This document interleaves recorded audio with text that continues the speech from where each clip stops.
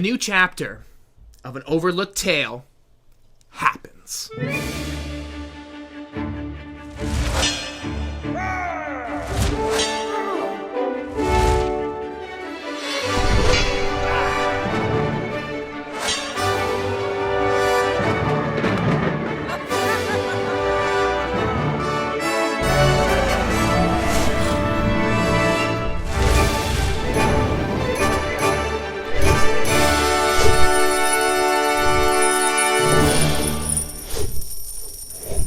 You guys are in the city of Fairhaven, in the nation of Untitled. You've been summoned by a letter. Welcome to Coda Inc. This letter that was sent to you guys in your respective spots have called you to this location in Wynar University. It's actually an annex of Wynar University. This place exists adjacent to the university in the capital city of Fairhaven. And as you walk through the city, you're just enamored by all the marvels of this wonderful place. It's lit by ever-bright lanterns, and magic just glimmers at the tops of buildings and along the streets. It's also contrasted by a feeling of struggle. The city is on the edge of Untitled, and the nation has been going through a war for the past 100 years. So you see refugees in some of the alleyways. You see some buildings have been blasted out by magic and strike teams. So you feel yourself in the middle of a wonderful, prosperous city that has been scarred and destroyed over the past 100 years. Needless to say, you eventually find yourself upon the grounds of this university, Wynar University, and its wonderful, majestic buildings. You see a gathering of people that heads towards the edge of the university as these trees move out of the way, as if expecting this large group of visitors, bringing you further into the grounds of Coda Inc. It's, like I said, an annex of this university, so it shares sort of big university halls and museums and a giant stadium, but it's separate from the actual established environment. And there in front of you are a mix of different people. Tall, giant, Goliath-looking people, short halflings with frilly hair and beards, dwarves that carry hammers, and just an assortment of goblins or half-orcs, and just a mix of various folks from around the country. And they all share this sort of look. What brings you here? What are you doing here? You catch the sight of a dragonborn who has this red skin. He's got these long fangs, and he has red. It's gold with red. Ligar the Red, describe yourself. I was a victim as a child, and Malachi the wizard came to our village and saved us. And ever since then, I don't trust anybody unless Malachi trusts me. So I always check in with Malachi whether I should trust people or not. And for me, that's the honor I have in him for saving me and the people of my village. That's a little bit of background of mine. And the group acknowledges this dragonborn and his majestic sort of presence.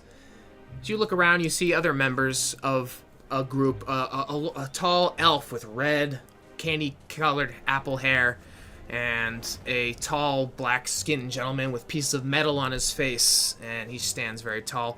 A dark elf with white hair with a ponytail, and another hooded figure, and the four of them are called into this stadium. As they enter in, the big giant doors slam behind them. This isn't Pokemon, Kai, just letting you know. Amongst this group, you see a small little gnome. Jimmy, go ahead and describe your character. What do we see when we look at your character? Yes. My name is C.O.D.A, and I am a rock gnome, and wearing little goggles, and I have one eye right here, and the other eye is like this like little monocle here. And I worked very hard in the making things. Like a tinkerer of sorts. Tinkerer, that's right. Yeah, just and I left my town. I'm retired, and I came to find peace and just find a new life. So I'm here.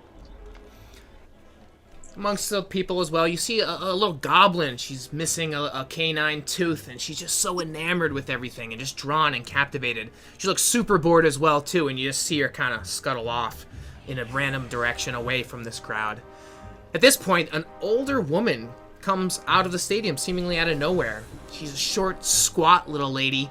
She has cotton ball hair and a big, thick, bifocal glasses. She carries a big leather-bound journal. Yes, welcome all. You must be wondering what you're doing here. Well, come closer. She signals you guys. You see one of the tall, giant figures. Gio, go ahead and describe yourself. What do the characters say? I am Gio, and I am an Earth genocide. Perfect. Pronouncing that right. And my skin is kind of a reddish color. As iron tends to rust, it turns a reddish color. And my hair is looks like dried mud. It's dark, but it's dusty and Gnarly. tend to see a flake. I also I have gem-like eyes that change color depending on the lighting. So that appearance may look different the next time you see me. And I was a sellsword, so I was a mercenary. I was hired for combat, mostly protective, and sometimes various other things. But I was recruited very young for such a thing, and I've made a pretty good living from it. And now I'm in my 20s, and I decided I'm gonna leave that. And I'm a bit of a loner, but I want to see what's out there. And it takes a little while to earn my trust, but if somebody's worthy of having my back, I will certainly have theirs. And this lady who greets you, Tilda Turu, people call her Tilly. Tilda Tilly Turu. Tilly calls to you guys, welcome. She's looking over her ledger. Yes, Liger the Red. Thegadel. Yes. Gio. Yes. Oh, yes, you three seem to be a good cohort, but something about you guys seem a little raw, uncut. Perhaps you need a strong leader amongst your group.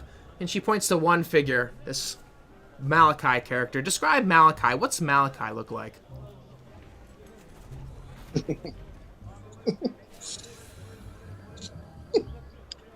I don't know. What do you think he looks like in some He sense? looks like a wizard. It's a wizard character, long flowing robes. Does he have a beard? Is he bald headed? Is he Mustache. okay? Nice. And he has glasses. Okay. Do you have a staff? Yeah. Yeah, he has a staff and a hat. What is Nice. the staff Like made a of? fool. What does your staff look like? Like Gandalf. A big gnarled wooden staff by your side as Malachi takes the presents. And Tilly, moves her bespectacled glasses and gives you a nod, knowing that you're also a bespectacled glasses-wearing wizard. Malachi, we kept an eye on you. We think you will serve this group well. You will be our second cohort as we see your initiation right here at Coda Inc. Momentarily, you'll step into the challenge arena, where only the bravest souls will do their best to join the ranks of Coda Inc. And understand, we are here to recruit the finest members who are willing to join our lore masters group. Much more will be given on that if you pass the challenges within. So with that, and as she gestures, the doors behind her just heavily swing open, and it's just a dark entryway into the challenge arena. As the four of you look to one another, seems you've formed into a cohort as assigned by Tilly. What do you do? Go in. Yeah, we go in. Now we go in. We look at each other and nod. Let's go. And as you guys, without sharing a word, just a nod of encouragement with one another, head up into the chamber ahead, Tilly looks back. And be warned, a group of strong adventurers such as yourself will be faced with many perils, many struggles. Only the bravest will be able to get through. We wish you luck, for every challenge is unique. And as you step into the chamber, the heavy doors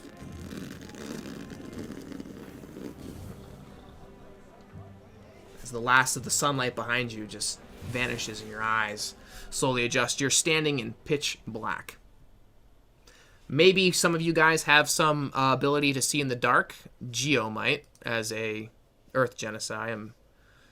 You can look this up on your D&D Beyond character sheet. You have tabs there, features and traits. Merge with stone. I don't think so. If you had dark vision, that would be the one that I'm looking for here. I think that's a different edition. There's some races that have dark vision. I'm not familiar with them. Ligar the Red might as a Dragonborn, but it's one of those. If I don't know it off the top of my head and you can't reinforce it, then you go without it until you find it. Yeah, I have divine sense which detects good or evil, and I can breathe fire maybe, but I don't know if that's something we want to do. C.O.D.A, as a gnome, you have dark vision. I do. I can see 60 feet, shades of gray. All right. Yeah, so C.O.D.A, in the darkness, you see there's a chamber. It's completely dark, and there's a pedestal there with a simple wooden wand sticking out of it. Oh. Okay. None of the other characters can see this, though. All right. I take notice. I walk up to this altar, and I do an investigation. Sure. All right. Yep. Roll a intelligence investigation. So we are going to roll. He's choosing to roll one of his skills. You can see the long list of skills in your character sheet. One of them being investigation, which utilizes his intelligence, and we'll see how much he can actually discover and find. What am I looking for? What's it called? Insight? Investigation. Investigation. Okay. So you're physically actively searching the environment around you with investigation. Insight is more of a social skill to determine if someone has something about them, either telling a lie or... So I clicked on the thing and rolled a d20, and I got a 14 plus my 5 bonus points. Nice, for a total of 19, which is a very good score. As C.O.D.A is looking about the altar, he notices writing carved along the altar right underneath the wand, and it says, "May the leader guide the way." Okay. What do you think? What can this mean?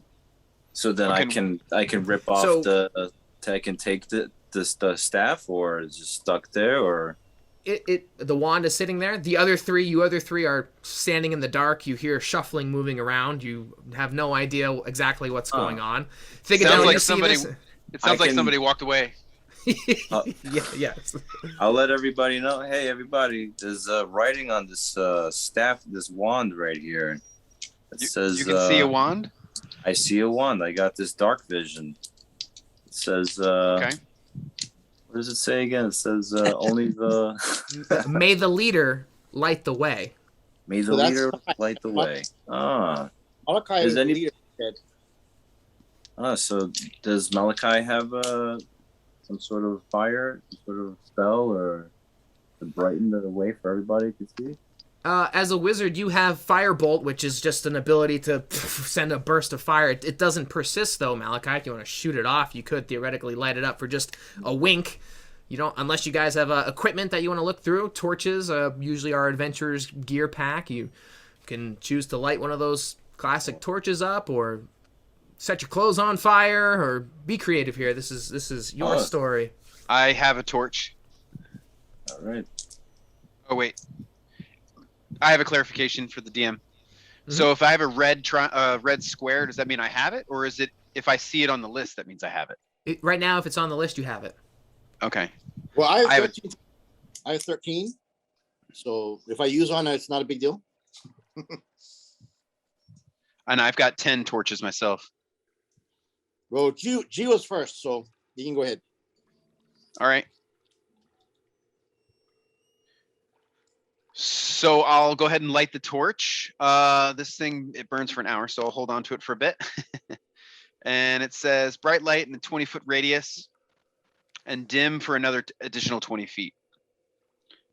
And just to clarify for the DM, I do -1, like if I'm using it, or what? Nope. You can light the torch, and if you hold on to one it. hand, yeah, hold on to it. All right. Okay. So I'll use one hand to hold on to it. Sure. As Geo, you see some sparks in the darkness. As he lights up the torch, you now all see in front of you the altar. And there, the wand sticks up from the pedestal, and just a gust of wind blows through as the flickers the flaming torch. And there's like portholes in the wall, but there's just stone wall through the portholes. There's 4 of them at the moment. You just gain more visual in the room here. It's like Are the portals where the wind is coming from? No, not that you can tell.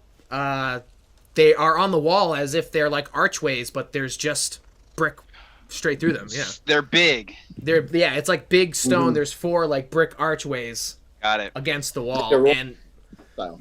there's a the pedestal's in front of you there with the wand sticking up. Well, I don't know anything about wands. I just know that I probably shouldn't touch it myself. So I'm just going to hold on to this torch here. And Gio's lighting the way in the room, giving. So I think the wizard should get the wand. Malachi, you hear Ligar the Red suggests this idea. Makes sense to me. What's Malachi do? Well, I'll grab it. As I'm you a wizard, so I hold the staff for one. I should hold. You grab the wand, and it easily gets plucked up from the pedestal, and the tip of it just lights up the room, more bright than the lantern or than the torch Gio's holding. At first, everyone just gets blinded, and then as their eyes clear, they see each of the 4 portals just swirling with each of its own magical energy. As you look into each one of them, you each see 4 separate things. Gio, as you look into your portal, you see one of the most fearful things to Gio. What's Gio see that frightens him? Hearing people.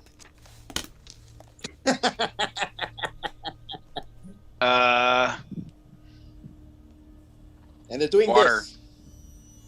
Water? Yeah, an openness of water and no sight of land. Okay. Thigadel, as Thigadel looks into the portal in front of him, and what's one thing that frightens Thigadel? I see a desert. No life. Hot. Nothing. Just sand. Dunes.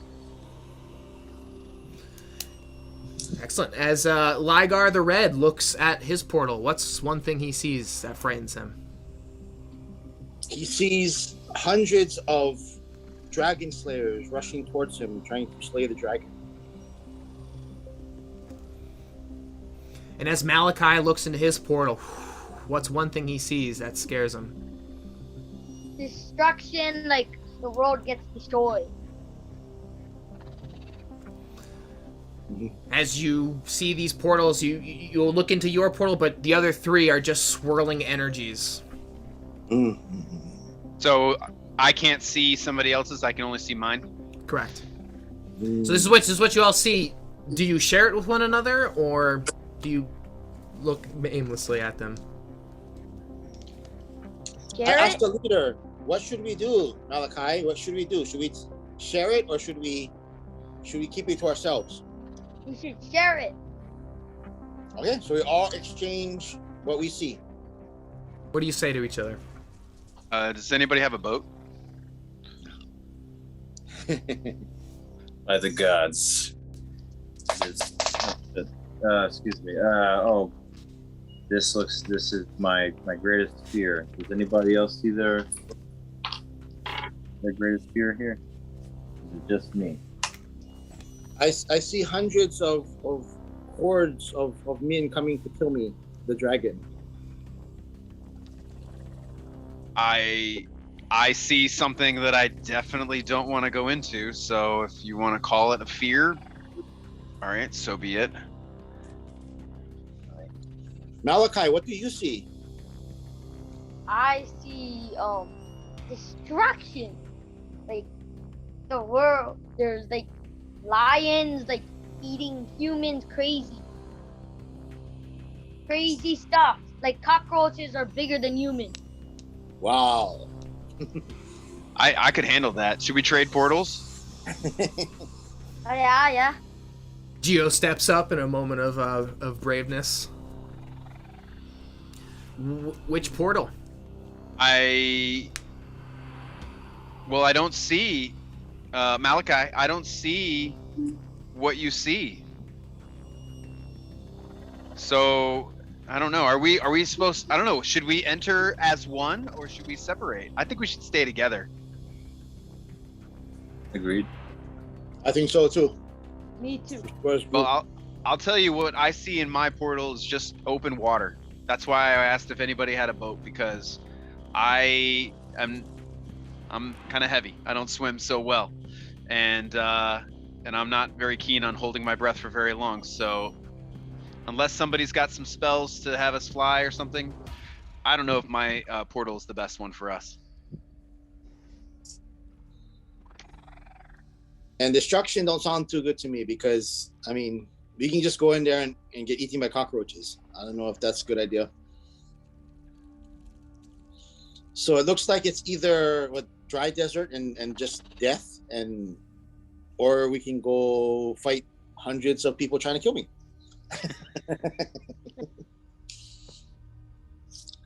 Which sounds like the best option. Well, let's roll the dice. Right.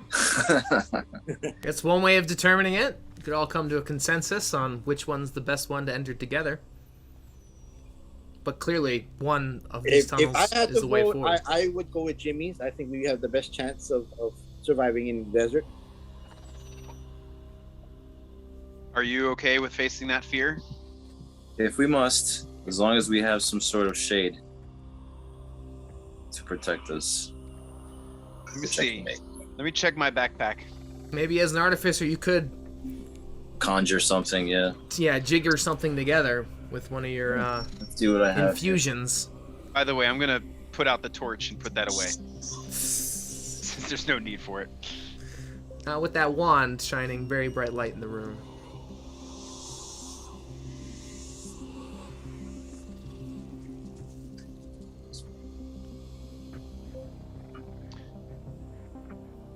I do have a bedroll, if that would help. All right. All right, check your equipment. My equipment. Yeah. And I have some rope. I have 50 feet of rope. So you All right. you Well, I can conjure up the. I senses. can just conjure up the torch and get the rope, tie it, your bed thing. I could just make like some sort of thing. We could just run in there so that the sun isn't so harsh. Ficadel MacGyver style starts rigging together a bedroll, a torch, and a bobby pin. Before you know it, you have a makeshift sort of umbrella ready to face the desert ahead. I have water skin. What is that? A 7. Oh, it's like a canteen to drink out of. Okay, well, I got 5 That's pounds. So 7.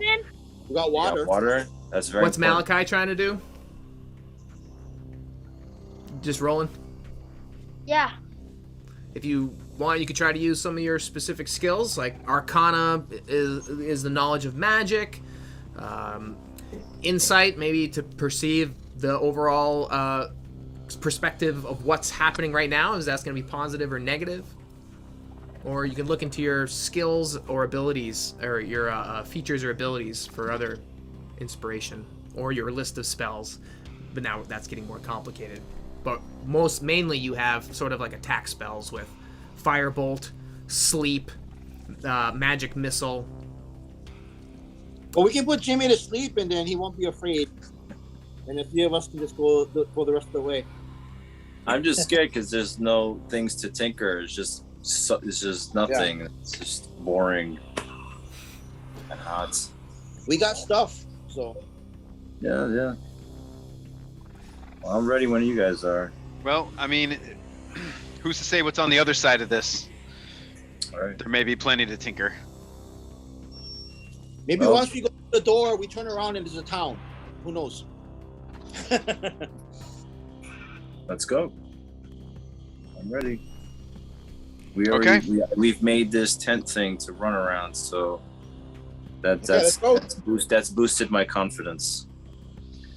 Okay. Who steps through? What's the order? Who goes first? I'd be happy to step through. Not water, right? Well, we're stepping into the desert one, right? Mm-hmm. Yeah. Now, I can't see what I'm walking into, so hopefully this works. Geo, as you step into the portal, just this thick, viscous liquid just passes over you as you walk into the portal. And the rest of the people just see as he steps in, disappears. Guess time to go home. No. It was nice knowing Geo, but I don't know where he went. No, okay. I'm next. I go through next. Lygar the Red, as you step through, and you pass through and disappear. And my hair is perfectly coiffed. Perfect. Gelled back. Yeah, just all slicked back. Who's next? I guess I'll go. Malachi, as you approach the portal, similar thing. And as the wand passes through, instantly is extinguished. And C.O.D.A, you're standing there in the pitch blackness, and just the swirling portal ahead of you. All right, I gotta face my fears. Let's go. And as you start running in, you just feel the gel wash over you. At this point, we're all gonna make wisdom saving throws. There's a section on your character sheets that denotes saving throws. This is against fear. Mm-hmm. Everyone but C.O.D.A will roll with advantage, meaning you're gonna roll twice and use the higher number. Okay. So Gio was first, so he has to roll. All right. Should I tell them as I roll them, or just pick the higher number? You can just pick the higher number. You can tell them both if you want, for dramatic sense. Sure. Okay, so the first one I rolled a 14, and the second one I rolled a 10. Now, am I comparing this with something else on my character sheet? You're going to add your wisdom save, which is based upon your wisdom modifier, that bonus you have to wisdom. If you are proficient in wisdom, you'll get an additional bonus. Yeah. So I see the save throw modifier, and it's a +1. So let's go with the 14 +1. That's 15. Excellent. So you have this sense of fear and frustration wash over you, but Geo grits his teeth, and he is unaffected by fear. Lygar, you're next. Roll the wisdom save. First one was a 15. Second one was a 16. Total. And my wisdom was +2, and 14 is in the black circle. Great. All right, so you have a total of 18. Again, the fear rocks you, but you grit your teeth and pass through. Malachi, roll that d20. First roll of your D&D career right here. My first roll is 4. Nice. Okay. It's a 2. But your wisdom should be high, though. Your wisdom should be high. And my wisdom is +3. Okay, so 4 plus 3 is 7, and the number we are trying to beat right now is 10. So unfortunately, as Malachi passes through, he just has these visions pass over his head. He's concerned of dehydration, the sun, and just being in this desert. Does he feel a sense of frightened mentality? You have the frightened condition, and you'll be able to roll another save in 5 minutes of in-game time. And what being frightened means is you now have disadvantage on all skill rolls. So advantage is rolling 2d20 and taking the higher. Disadvantage is rolling 2d20 and taking the lower. So this is something you'll keep in mind over the next 5 minutes or so. If you were to make another skill check, you're going to use the lower number. That frightened condition just rocks you to your core. C.O.D.A, roll once regularly your wisdom saving throw. D20, yep. Man. Can he face his fear? Oh, I got a 3.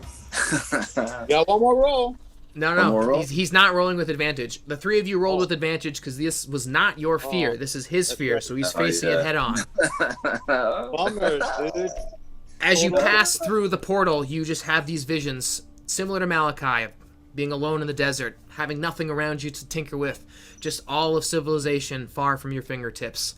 And as you all enter this next room, the wand of the glowing wand burns bright again, and you're in this room, but it's filled with sand, and the ceiling is radiating like sun, but you're in this dungeon room.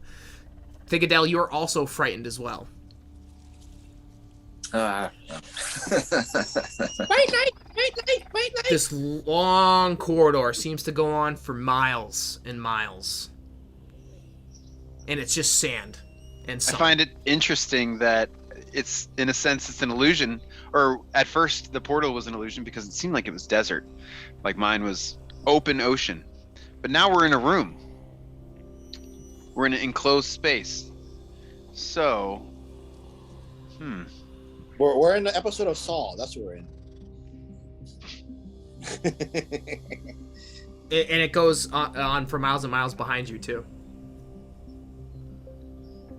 Okay, well, C.O.D.A, Malachi, how you doing? You guys look a little shook. Are you all right?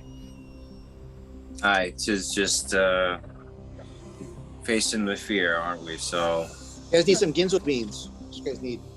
just gotta make the most and go through the trial. Let's see what we got here. Liger the Red. You seem like you're doing okay. I'm doing okay. I don't know. Which direction do you think we should go? I think we should ask Malachi. I trust Malachi. Which way should we go? Left. My left? Your left? Which? My left. I actually I'm very curious about the walls of this place. Can I get a closer look at the walls? Yeah. As you start investigating the wall, it's heavy brick cinder blocks just lining the corridor, but it goes off in two directions, in front of you and behind you. Okay, rock. That's my deal. So let's see here. I'd like some clarification on merge with stone. What does that allow me to do? If you click it, it'll hyperlink you to the description of it. Yeah. All right, let's see here. Oh yeah, you can move across difficult terrain of earth or stone without expending extra movement. So this is not difficult terrain. So difficult terrain would be terrain that's tough to cross. Pass without a trace, merge with stone is what I'm looking at. Yep, those are two separate abilities. So Okay. merge with stone. I see. So it allows me to hide, basically. It's veil of shadows and silence radiates from you, masking you and your companions from detection for the duration each creature. Okay, I'm gonna. So we're gonna hold off on that because I wasn't sure if that meant that I could actually stick my head through the rock, but. A good try, but yeah. I would like to knock it though. I want to see how solid it is. It's solid as a rock, solid as a mountain. Okay. All right, well, let's go. I mean, if everybody's down, we could go to the left of Malachi. Now, my question is the walls, they go up high? Is there a ceiling? It's just There's a ceiling, and the ceiling is like bright sunlight. It's made of stone as well, but it's just radiating sunlight down on you, like a heat lamp. Yes, my fear. Seems like magic as opposed to something mechanical.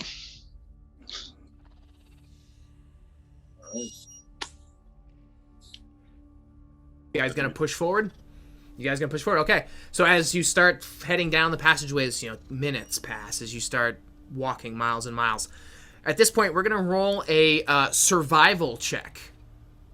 That is a wisdom survival check. For those that have the fear condition, you're gonna roll 2d20, and you're gonna take the lesser. Roll high. Yep, you're gonna use that d20. And we're going to look at our wisdom survival. It's the last skill on the list. So I'm saying the skill beforehand, wisdom, you can just use your wisdom skill. Unless you are trained in it, then you'll have a bonus to the skill.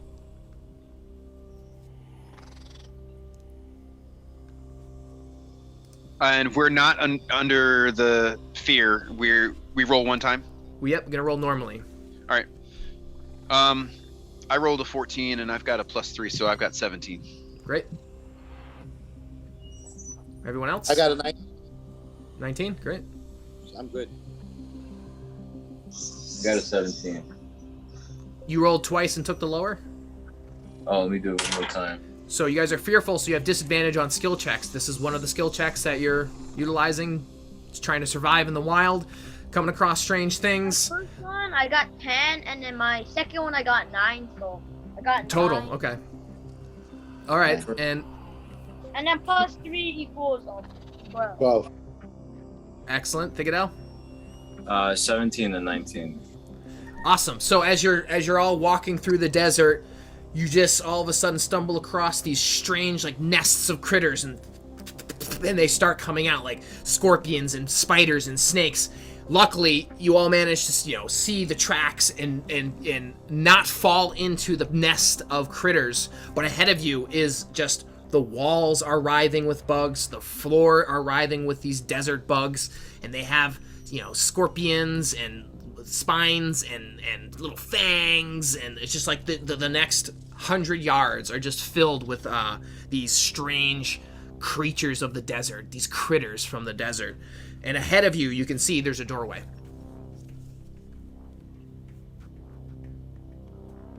Let's go for the door. You'd have to cross through this nest of bugs. Luckily, you caught yourself before you stumbled into it, and you also see discarded amongst the side a length of copper wire, a very large bone, a pail, and a pile of feathers. These are things that you've seen along the way. Is the copper wire attached to anything? Nope. It's just loose piece of copper wire. Correct. And a pail and a bone. A very large bone. I'm talking bigger than you, Gio. Like a dinosaur bone. Or a giant bone, yeah. A giant bone. A giant's bone. Okay. I don't know what to do with this. But the bugs, I'm not thinking too much of them, so I'm feeling okay to walk out that way. Malachi, you have any spells? For Kill the bugs, maybe levitate. I don't know. See what kind of spells you have. where do I check that? The ability, right? Yeah, and then yep. Spells. Yeah.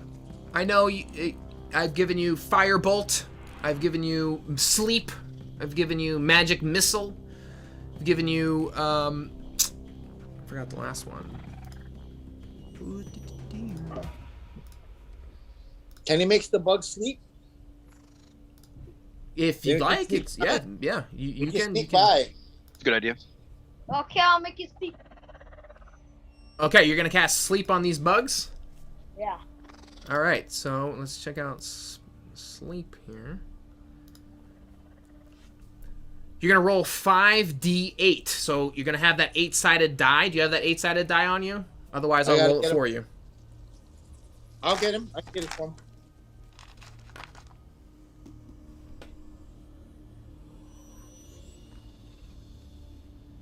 Then roll 5d8 to determine how many hit points of creatures you can put to sleep.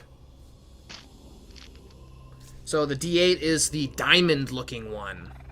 So this one, yeah? That's the UFO one. It's more of a pyramid. 2 pyramids stacked on one another. That's like a flying little saucer.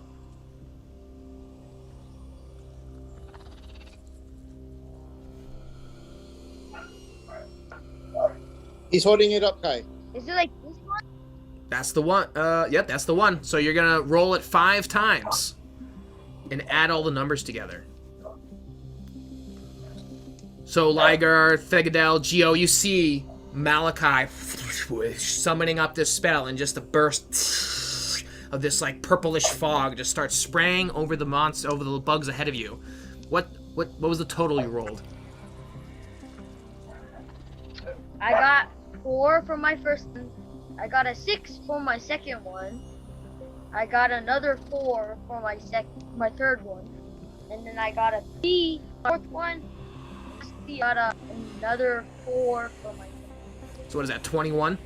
21 hit points worth of damage or of sleep. So you managed to cover every one of the bugs except for like the last 5 feet of bugs. These bugs have 1 hit point, so you can imagine little clusters of bugs, these little swarms have been put to sleep. The writhing masses are just curled up, rolled over, docile. Except for the last little 5 feet, which most of you can easily just jump over or walk through if you wanted to. But Malachi, you successfully put these bugs to sleep.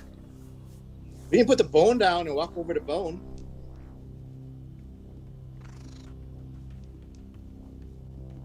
You guys want to do that? Okay. Yeah, I'm still trying to make sense of the pail with the feathers around it and the copper wire. I'm wondering if we should take any of these things, but Yeah, I think it'd be a good idea. Yeah, we can take them all. Yes. Yeah, I mean, I'll definitely take the wire and maybe the feathers. You get the tail or something. is the bone? It's a big pile of feathers. Big pile of feathers. Maybe take a few. Oh. Just take a handful. Put them in the pail. But How I have a long question is, about like, the bone. this long the feather? Say again? The feather is like this long, or Yeah, like an assortment of different sized feathers. Yeah, yeah, I'll take some. It's a alright. pail's worth of feathers. Yeah. Can we actually lift the bone? You can, Geo. I think you have the highest strength. Yep, 16, and Liger also. Yeah, you both can. All right, I'll. Liger, if you want to help, but I guess we'll pick up the bone and place it over the last 5 feet of those bugs, assuming we can cross using the bone. Oh yeah, it's like as tall as you. So yeah, you're well more than 5 feet, and it easily makes a bridge for the last 5 feet. Okay, so we'll do that.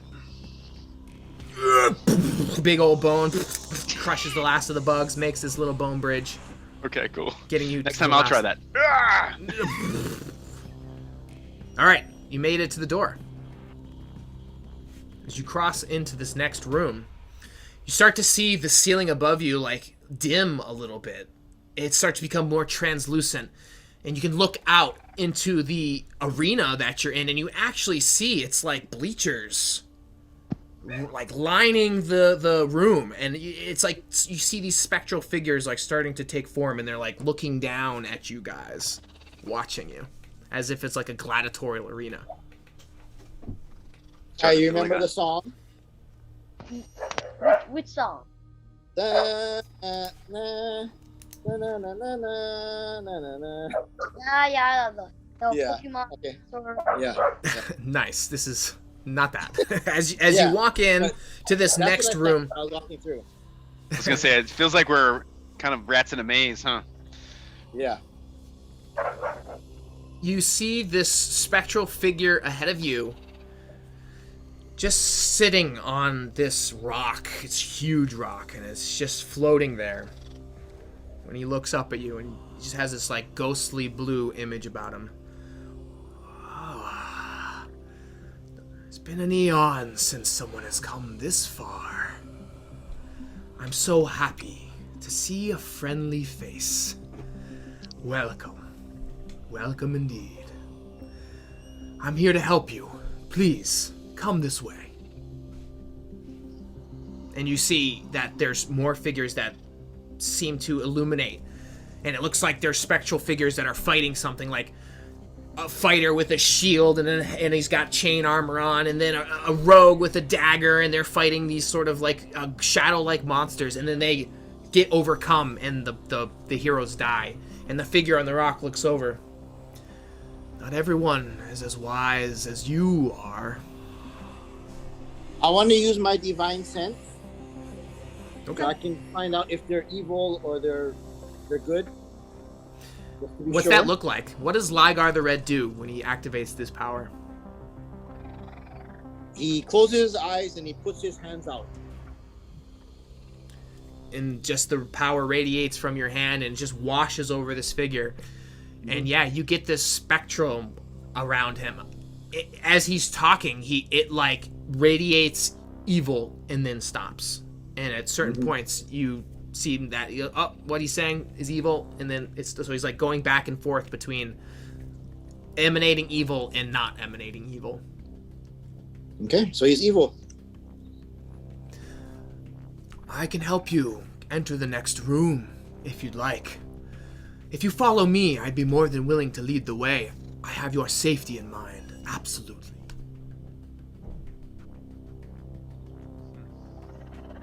Ligar just said you're evil. We trust you. No, He said signed it. he Guys, said like- that I was evil? He said evil. that I was evil? How could a man like me, an innocent old frail man, do anything but help young initiates? I don't know, guys. I think he's lying. Yeah, But yeah, what yeah. choice do we have? He's evil. I What are trust your? my- What are you offering? Look Just at these a phone. adventurers that came before you. And again, the figures, this fighter with the shield emanates, and the rogue with the daggers, and they're fighting these spectral or ghost-like shadows. And it's like a doorway that they're trying to get at, and the shadows overcome them, and the door dissipates, and the former adventurers just crumble into dust. And the old man on the rock, how unfortunate. If only they listened to me. So what? Do you I can guide the propose? way. I know the way. That I believe. So what do you propose? Follow me. With your best intentions in mind, I will guide you to the next room. And there you will find what you are looking for. All right, gentlemen. Do we have a choice? What do we do? I pick what Liger picked. I think he will lead us to the next room, but I don't think the next room is what we're looking for. Right, exactly. How else are you going to get out of this? There is only but one way, and I know the way. To Is there San another Jose. way? Can we look around to see if there's another way? Yeah, absolutely. You can use your investigation roll.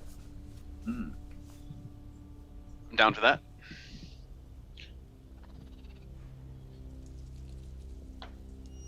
Okay, I have 0 as far as that goes, but I rolled a 19. Okay, as Geo, disregards this old man and he starts looking around the wall, and yeah, you find a small seam of like silver around some of the mason of the walls. Silver. On the opposite wall from where the spectral fighter and rogue have been reappearing, trying to enter the door. Now, young rock-minded one, that is not what you need. I know the way, and I will take you to where you need to go. Can I take the silver? Or is it stuck in the wall? It's like the mortar itself is like a seam Oh. of silver. Yeah. There's a I'd like blocked to off trace it. way to go. Oh. Go ahead, Liger. Sorry. He seems to be saying that it's a door that's blocked. That's what it sounds like to me. Oh, you see Geo at the wall. He's investigating. He's found some stuff on his own. You don't really know what he's looking at. You guys, there's some silver over here. I'm not quite sure where it traces to. Of course, the rock-minded one would say that. What could he be doing with silver on the wall? Is it conductive? The silver lining? Is it conductive? That's what I was wondering. Where does it trace to? Can I follow? I want to follow it along as far as it'll go. Yeah, it makes a pattern around certain bricks from floor to floor against that wall. I would like to try pushing against it. Sure, make a strength check. All right. Okay. 9 plus 3. So 12, I guess. As you start pushing in, the door starts sliding, and you just hear, and as you reach one point where you start pushing again, you hear, click. I hear a what? A Click. click. And you feel the door could be pushed more, but something, the click, like triggers you. You feel the hair on the back of your head stand up, where you feel the small little bristles of stone needles on the back of your neck stand up. Okay, I like this. And the old man looks at you. Danger! Danger, my friend! Danger! Do not go there. Follow me, I will lead you to the right way, where you need to go. And the spectral figure gets up and starts heading to where the figures that were fighting. This is the door you want. I think I need some help over here, you guys. I can't quite. I've got some movement here, but I can't. I don't know. I'm gonna try to push it to the side. Sure, make a strength check. I'll go and help. Jimmy, roll a wisdom perception roll. What was that? D20? Yep. We're always gonna use the D20 for okay. 90% of everything. So I got 17 on my strength check. Okay. I got a 3. 3. Okay. Make a intelligence roll. Intelligence? All of us? Thigadel. Nope. Thigadel. 19. Plus. Okay. Gio, what'd you roll? What'd you get, Gio? Let's see, I did a 14, 15, 17. So you have enough strength to start sliding it over, and Jimmy, you don't hear the second click, but you definitely get the feeling from what Gio's described that he's slowly triggering a trap. Oh, hold on. Don't go anymore. This sounds like you're gonna. It don't sound good. From my Gio, in your perspective, you hear another click, click. You hear like a triple click. Yeah, I'm familiar with that sound. That's not a good sound. Don't go. Don't stop right there. Okay. You feel, Gio, that if you were to release the position, like the weight of the stone, you would trigger the trap. You are in the trap, and it would trigger. I've triggered the trap. And The trap has been triggered. If you were to step away, you would complete the triggering of the trap. And if it wasn't for a Thigadel to recognize that. Now I'm in a predicament. Maybe I don't know. Maybe you guys should back up. Is the bone still in the other room? It is, right? There's no way we brought it in. Never mind. I didn't carry it with me. Liger, right. did you bring it? No, I didn't bring it, but is the door still open? The Say again? other door? Is the previous door still open? It is not. It's not. Okay, so it's gone.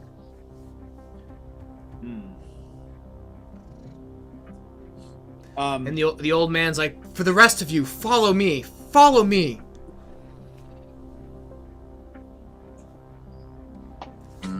I tried to warn your companion. You should have followed me.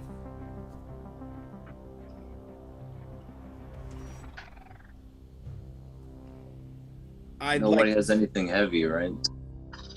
Thigadel, you could use your tinkering tools to try to disarm the trap with a sleight of hand to go ahead and kind of... Yeah, I'll do that. I was okay. So then I rolled 20. Jimmy, You also have a pail of feathers and copper wire. Right? Yeah, I was. That's what I was thinking about that bone. Maybe I could lean that bone to counterbalance the weight or something. But yeah, okay. I'll. I guess I can jam the copper wire into the system so that way it'll just stay there, and then you can walk away so that Sure. the thing don't close. Make a dexterity sleight of hand check, and give yourself a +2 bonus on top of that for trying to creatively use the copper wire. Oh boy, dexterity check. Okay, so I have a 10. on Dexterity sleight of hand. Oh, sleight of hand. Where do I see that? Oh, sleight of hand. Oh, yeah, that's a 0. All right. You're gonna make this with disadvantage too. Actually, first, it's been a while. Roll another wisdom save to see if you've overcome your fear. Malachi, go ahead as well. Roll it just once, not with disadvantage. Okay. You're trying to beat 12 or higher. You got a 4. Tigadel, you are still fearful of the environment around you. You're seeing Geo in this predicament is rocking you to your core. This is not your night. This is the domain that you feared is Why are we is here? plaguing you. I have 4 too. You also, Malachi, you also have your throat in your heart and your throat and your heart. You are feeling the struggles of the situation. that's unfortunate. It is unfortunate because Jimmy, you're making that dexterity sleight of hand check, trying to save Geo, but you're doing it with disadvantage because you're still fearful. Right. So I could still roll again, or Yeah, you're making the dexterity sleight of hand. You're gonna roll twice, but use the lower. all right. I got a 6. That is a 9. Oh, The line, the 6, or is it dot? Which one is- so that just means you're proficient with it. So all your numbers are already added. I don't know. Yeah, which you're- number is this one? Oh, that's a dot, so it's on the bottom. So 9. Yep. All right, so I got a 9, That's not bad. a 14, so I got a 9. 9 plus your dexterity sleight of hand. Okay, so the trap is sprung. You both are in the trap. Go ahead and make dexterity saving throws to avoid the damage of the trap.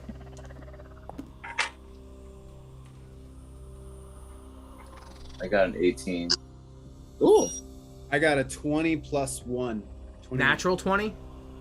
It just landed right on top. Natural 20, critical success. Natural 20s are critical successes. Natural 1s are critical failures. So you deftly jump out of the way as you see just these sharp spears from the wall retract as you've been pushing the door in. You each take 5 damage, but since you made your check, that's halved, so you'll take 2 points of damage from this trap. How do I mark that on my? You'll have some hit points at the top of D&D Beyond. Okay. Geo, you have 15 out of 15, so you took 2 points of damage. All right, You got have it. 13 hit points out of 12. But I can use lay on hands to heal them. You can.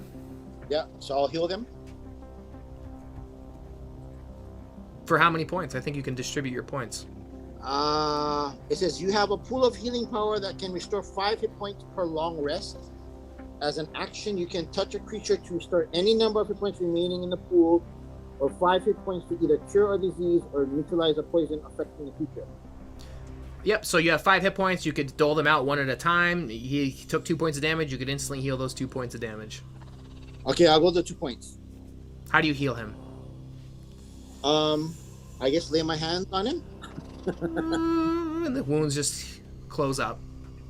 Little pebbles start forming in the slices that he got poked in, and I just picked up 2 Reform. rocks and I put them in his wound, and he's good to go. perfect. That's what I wanted to hear. Yes, Just a scratch. But okay, thanks. it's not even a scratch. And now with the trap sprung, you can see that there is a doorway, a passageway leading further into the chamber. Is it safe to pass? You can make a intelligence investigation to determine if there's any more trap remaining. All right. I can investigate. You go for it, Malachi. Okay. 16 for I just rolled 16. Okay, let's see what Malachi gets. An epic roll.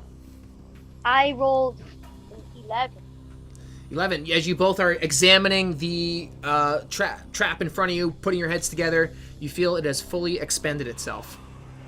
And the old man by the rock's like, no, don't go that way. I'm definitely going this way. Evil. He's evil. You, sir, I'm going the are a same way. charlatan. He did say that it was a trap. Wait, no, did he mention it was a trap? Or no? No. He just said bad not to go guy. that way. But like Gio said, he may lead us to the right room, but it might not be what we're looking for. You're gonna miss out on the most valuable treasure if you don't follow me. And we're never looking for treasure, are we? All right, let's all forget about you and do. No, don't leave me, no. As he's heading towards the wall where the spectral door appears, he traces the wall and a door just forms out of blackness. Another door? Yep. This is the right way. Trust me. I'm not buying.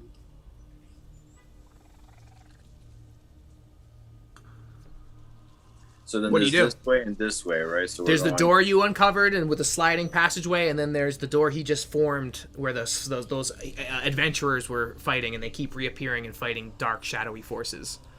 So we're gonna go Sounds this like way. they're on. So I don't want to go where the loop is. I want to go through the door that you guys just uncovered. Yeah, I think that's what we should do. So this Okay. way. Sure. So you enter into this next passageway, and it's a little bit of time as you just hear behind you the old man, no, come back.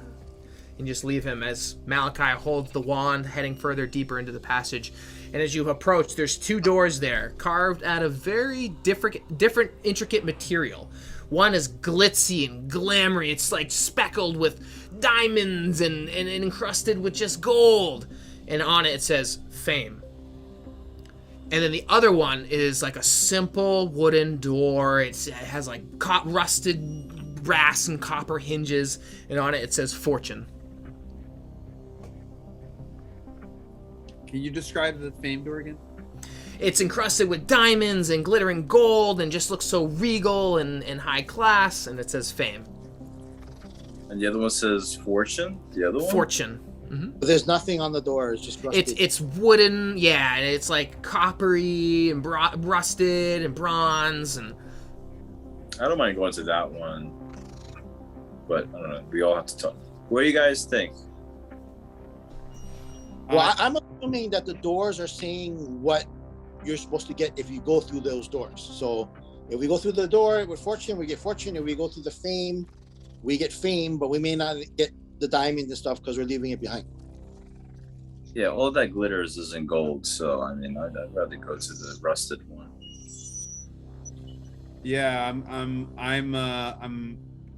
reading more than what's written on the door. I'm reading the door, and Yeah. I'm with you, Figadel. That I'm feeling the wooden door with the rust, because I'm not entirely sure.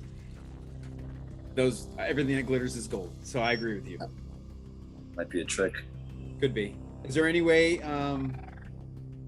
Is there any other things on the door? Any closer looks that we could take? Yeah, this is an intelligence investigation. You're always welcome to use your skills as you see fit, as you're inspired by. A 1. What was it? Natural 1, so that's a critical failure. I'm not definitely- finding anything, guys. I don't know. Where'd the doors go? What doors?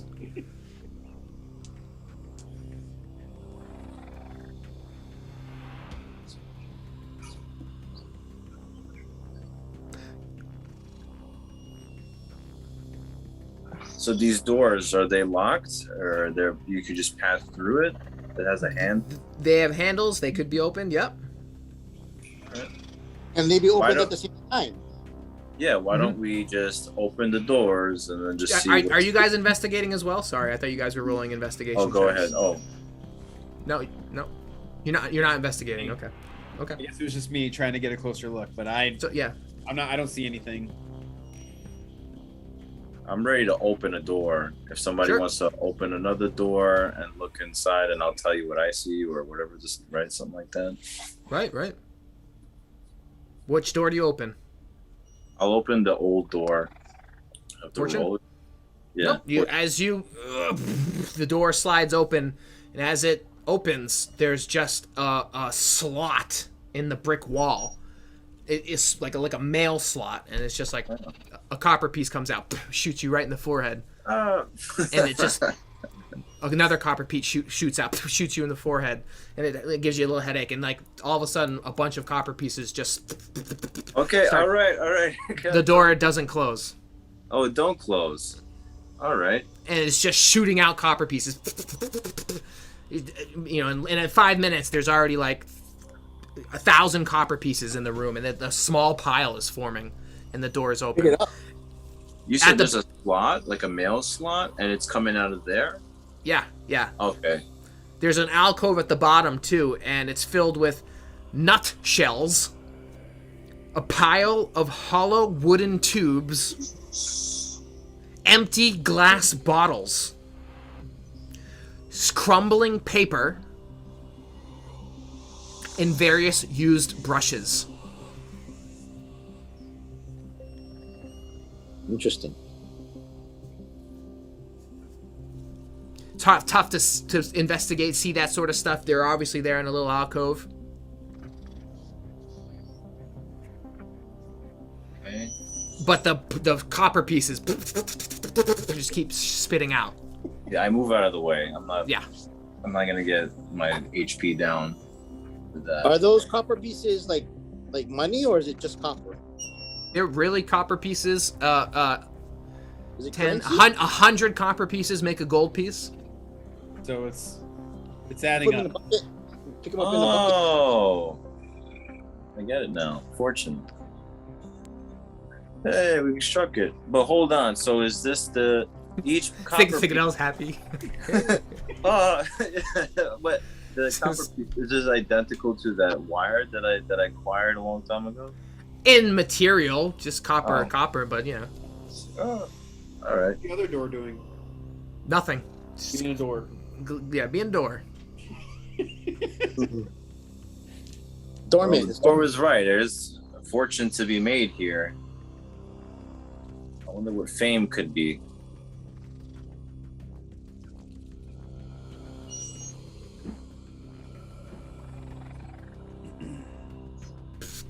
As you guys are deliberating, the hallway is filling up. Yeah. Pick up the How copper high with is the it? bucket. It's pretty high. It's gonna dwarf you in a second. After a couple minutes. All right, we have to make figure a out decision before. soon. Yeah, we need to figure out what's going on. Does anybody want to try the other door? Okay, I'll try it. Malachi steps up to bat. He's got his wand, gnarled staff. Steps up, opens, fame, and it's like it's on oil. It moves so smoothly. It's so well made, so well crafted. And as he opens up into a giant library, where you see various creatures: a goblin, a hobgoblin, a kobold, a lizard. They're all reading intensely. And as you open the door, they look up at you and they smile. The leader! The leader! The leader! And then they go back to studying. It's a giant library, and you can see another door across the way. Well, that's fame since you're the leader. Should we take a handful of the copper with us? Bucket full. A bucket full? It's currently filled with feathers. Yeah, it's currently filled with feathers. So should we take some feathers out? Well, you have crumpled paper too, right? So, crumpled paper and what else was it? Some nuts, like Nutshells. nutshells. And glasses. Broken, empty glass bottles. Mm-hmm. That could be useful. Yeah, that could be useful. The paper could be tinder. Can we go inside the library and just like check it out? Is there any? Absolutely. There's a door. There's a door through the library. That is true. So that sounds like it's the way. I mean, when I was trying to investigate the doors earlier, I couldn't see anything, so I can't tell if there's anything else here for us.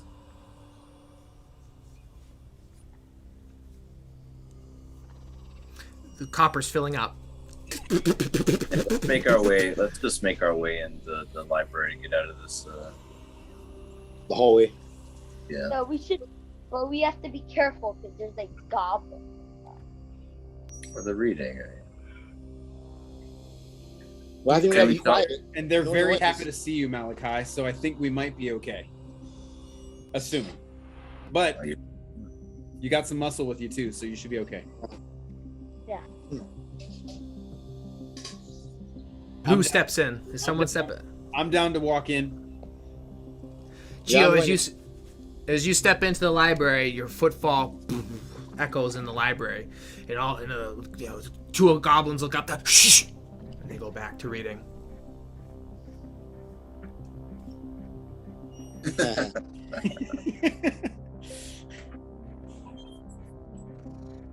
What do you do? I try to tread lightly. So my next step, I do as light as I can. All right, make a stealth check. Dexterity stealth. Oh, you know what? I just thought of something here. 5. So dexterity stealth +1, so that's a 6. Another rocky step in the library. You see two more goblins, 4 of them now look up. You should put some feathers on your feet. Well, I was just wondering if now I have a question for DM here. Pass without a trace, merge with stone. This is something that I can cast on just myself or everybody, or will it work in this situation? It will work, and it will work for you. Pass without a trace, you can range area self. Okay. I think I need it to get through here. I'm not sure the feathers are going to be enough to. Yeah, if you click merge with, if you click pass without a trace, you'll read the actual spell. Yeah. Veil of Shadows, the silence radiates. Oh right, yeah, you read this. Yep. Yeah.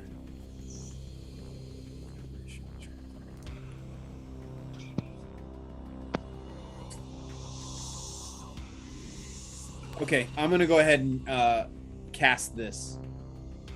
What's it look like? It's ashes from a burned leaf, mistletoe, and sprig of spruce. So I reach into my bag and I pull out a small pieces, kind of like an envelope, a folded piece of paper, and I open it up, and I pull out this concoction. It's powder, and I just kind of throw it over myself, like an anointment or something. Thank you. And your feet just meld into the stone, and you're like gliding through the rock.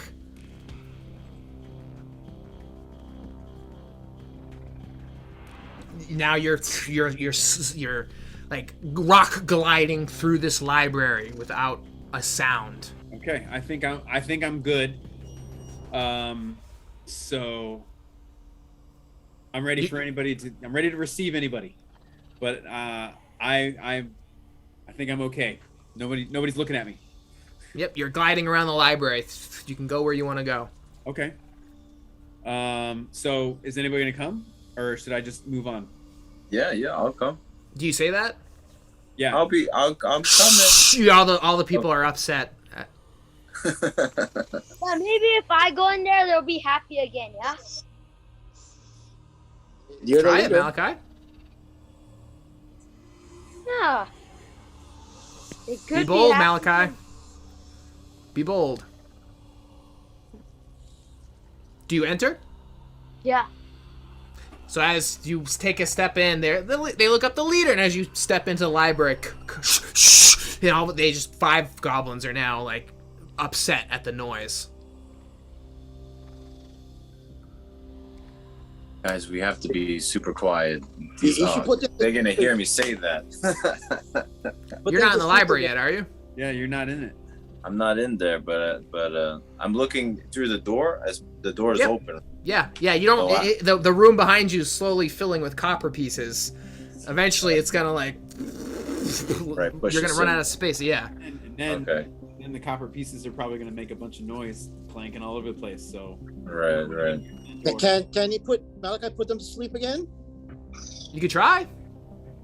Okay, I'll do it then. It'll be your last first level spell. Yeah, go for it. Yeah. I think they get to make a save this time around.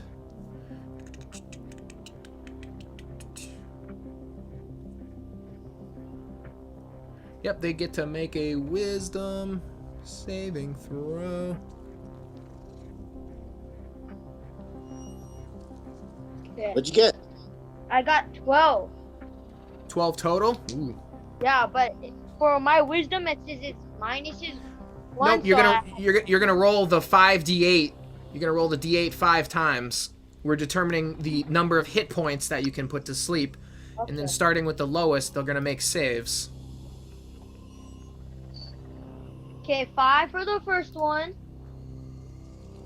2 for the second one. 4 for the third one.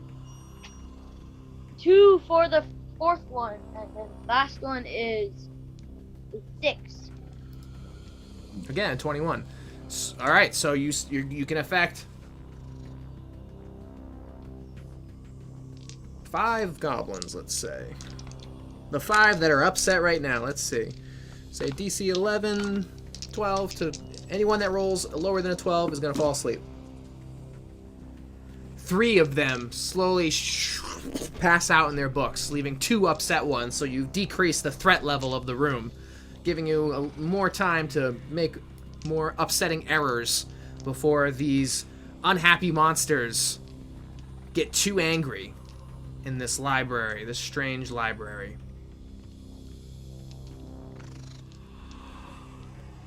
Geo, as you are gliding around, there's a moment where you blink for a second, obviously, you just blink randomly, and you see just a key floating in the air as you blink just quickly. And it appears and stays there, or it disappears? When your eyes are open, you can't see the key anymore. Wow. So when I close my eyes for just a moment, when I blink, I can see a key. Is it within reach? Not when you blinked. How far is it from me when I blinked? Oh, it was like on the opposite end. It was like 40 feet away. Yeah, it was Okay, like, okay. But it's like a big floating key, and it's nothing else in the room. You just blackness with this key floating. Okay, only when I blink. So I think I would like to. What's that? When you blinked, you saw it real quick. Right, like when I blinked, it was just flashing, and I'd like to work my way towards Sure. that. Okay. Yeah. But I don't want to move too fast because You're gliding. hoping people are coming along too. Right. Sure. Yeah. You see Geo gliding around. Seems he's caught sight of something. You're not exactly sure what. You guys are slowly getting piled up with Malachi. You've entered the room once. You're now in the library, and they are upset. But you've diffused them as you cast your spell, putting 3 of them to sleep. I would like to look around the room a little bit more. Mhm. Should I roll? I mean, I want to see like what are the books, or what are some of the books that maybe if I get close to somebody who's sleeping, I'd like to take a look and see what they're actually looking at. Yeah, they're unintelligible. It's just all garbled nonsense. Okay, no pictures, just words. Even the pictures themselves are smeared and distorted and. Okay, so this, I'm starting to think that this could be an illusion. Well, you don't know that. I mean, you guys. I don't know that, but the thing. Figadel does not know that Geo is thinking He this. I doesn't guess know is that what I'm saying. Yeah. Right. But I'm to You see that the door has a big keyhole on it in your investigation. Okay. So I'm still working my way towards this key. Sure. Yeah. Where you last saw it, you've reached the spot. Well, as I get closer, I'm like blinking, trying to find this key. Yeah. Every time you blink, the key moves. So if I close my eyes and I keep them closed, You see the key hold its formation, hold its positioning. And how far is it from me now? 40 feet. Another 40 feet. Yeah, as you hold your eyes closed, you feel your head ring and you take 3 points of damage, of psychic damage. Okay, I'm gonna open up my eyes here. Should I go ahead and take damage? Actually damage? Yep. 3 points of psychic damage. And is that different than healing? You take 3 damage. It is psychic damage. If you had resistance to psychic damage, maybe that would matter. You can have different types of damage, fire damage or acid damage or whatever. But for the sake of it, it's just 3 points of your hit point damage. All right. It was specifically psychic damage. All right, got it. Okay, that was unpleasant. You, Thigadel and Ligar and Malachi see Geo hold his eyes closed for a second and just kind of react heavily as he opens up his eyes once again. You alright? That's what I say. Are you alright? You call in, there's no reaction. Geo, you hear Thigadel. I'm that hurt. Shit, some more of the goblins are upset.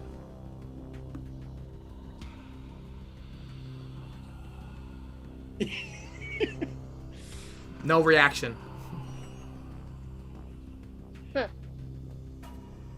The monsters continue reading peacefully.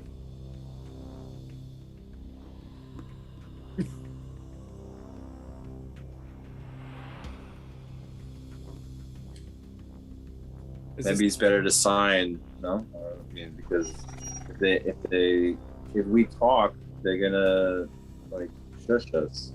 No? Mm-hmm. So is this assuming that our cohort knows sign That's the language? beauty. Of course, you are what you are. The All right. Coda. Okay. The Coda Inc., right? Interesting. Your default though is no, or Well- that it's separate from it all. Because there's languages that Oh, Oh, it's a part of the common language in this world. common sign language. okay. Exactly. All right. CSO. Yeah, the Corvair. There's the name of the continent. Corvair sign language. Sure. ASL. All our parents are deaf. It's fine. Okay.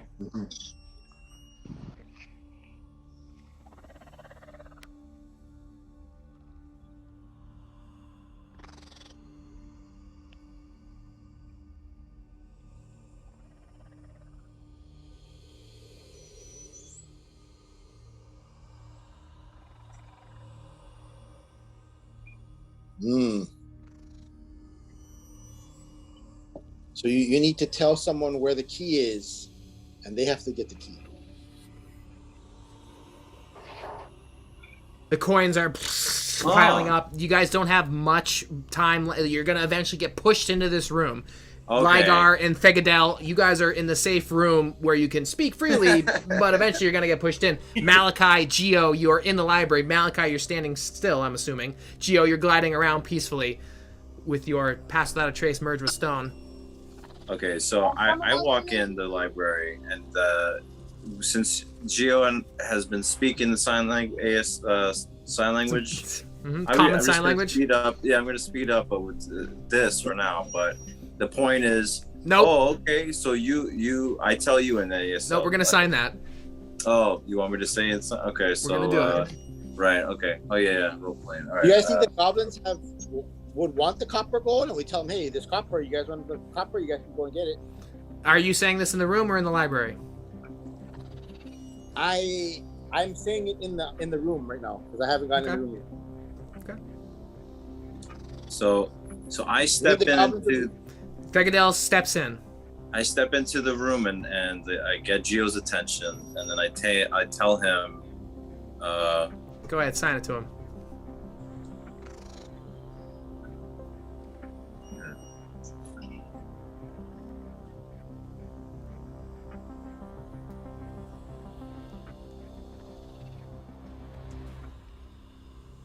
all right, do I see it or You not? see the key appear. You blink, and just for a moment, the key appears. Do you blink or do you keep your eyes closed? No, I blink. You blink and you see the key 40 feet away from you. And where is that in proximity to me? You know, like 20 feet, and you glide over where he points. Okay. Yeah. Geo glides over, and he's there. Okay. So I go into the room and I step out of the room into the room, and I don't say anything, and I just stand there. So I'm out of the room. So you're all in the library. The coins On the library. still piling up in the other room. Yeah, and then The door Malachi remains stands open. there. What does Malachi do? It just stands there with Liger the Red. The Ligar and Malachi standing side by side. You close the door. They can't close like the fortune door. Yeah, so we gotta hurry up and get out of the library. Does Malachi say that? You gotta sign it. Me? Yeah, If you gotta Malachi sign it. says that, more of the goblins are going to be upset.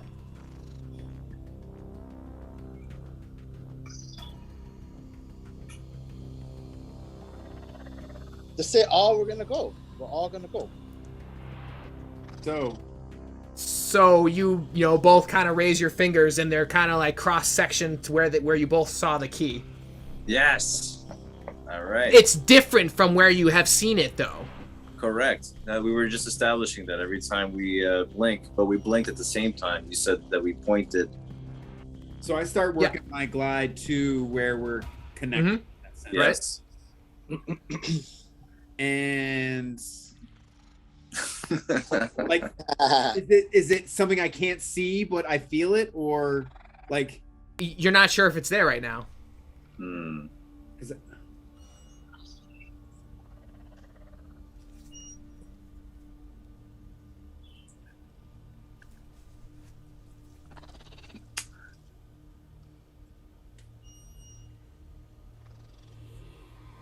So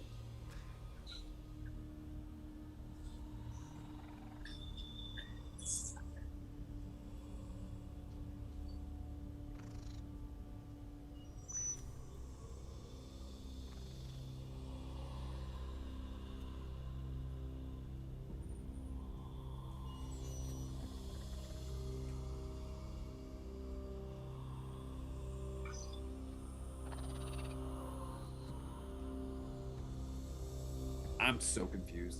well, we both You pointed. guys are getting close. So you're getting the feeling that, yeah, you're gonna blink, you're gonna get the key location, but it doesn't seem to persist unless you have your eyes closed, which is what Geo did for a second there. Yeah, you're right. Can I Well, Well, what about if we have you to find keep. that where key is, and then you blink, and then you can grab the key? Is Malachi saying this? What did Malachi say? Malachi says this out loud. Some of the goblins get more upset, and they now just like have their forearms on the table, and they look like they're just staring at anything. And if any more sounds going to erupt, they're gonna stand up and be aggressive. They speak English. These things. Can I just ask them, like, what's up with this key? Do you see the key to the goblin? I'm interrogating a goblin. This is like So, very apparent. as you start, you see some of the other goblins. They start unsheath daggers and pull out swords, and now they start All right. It's on. Like Donkey Kong. they're not ready to attack, but they have weapons in their hand. You feel that the next level. And What was give that? them copper. You could, if that's what you'd like to do. The copper is piling in. You probably feel in the next 10 minutes or so it's going to pour into this room. Yeah, and then it makes noise, so they're gonna be more angry. That's probably an inevitable, but until then, you guys are figuring things out. C.O.D.A just tried to confront them, and they clearly weren't having any of that. Seems like the next level of sound will be the breaking point, and a combat will ensue. But you feel you're close. You're onto something here. You feel that the persistence of holding one person holding their eyes closed will have the key held in position. Oh.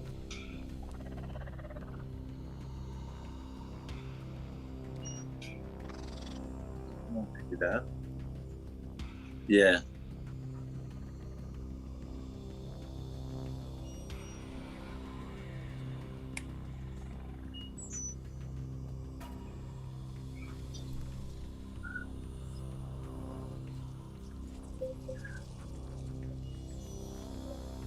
You have a healing balm on you, Have Thigadel. something, Yeah. right? Yeah, you're an Alright, so- alchemist. You have a healing balm, so this healing oil, this essential oil, is will heal you for 6 points of health. Okay, so then.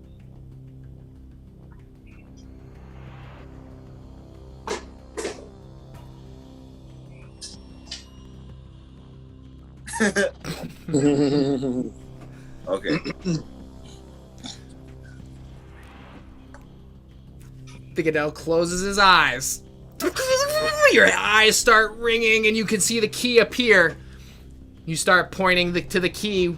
Geo starts gliding over. Meanwhile, Thigadel takes 3 points of damage. Ooh. As he starts sliding over, takes 3 more points of damage. As your hit points start tallying down, you start rubbing the healing balm on you, Thigadel's mighty balm of healing. Geo, as you get to the position, you see a faint outline of a key. You pull the key into physical space. Thigadel's holding his eyes down still. He takes another 4 points of damage. You got the key, so you don't open your eyes. He should be. He able doesn't to, know that, though. He doesn't know that. He should be able to see me moving it around. No. It's just No, persisting man, there. they like sacrificing. Liger the red should Or would it heal. disappear from his view? Still persists. Oh, right. Well, that makes Well, sense. then I'll glide my way over there, so I can tap him on the shoulder. Sure. Last 2 points of damage. How many hit points do you have? So, okay, I started off with 7 because I got hurt back in the. Right. So you took 3, 6. So you had 6. 1. Then you use the healing balm to heal you back up to 6. Okay.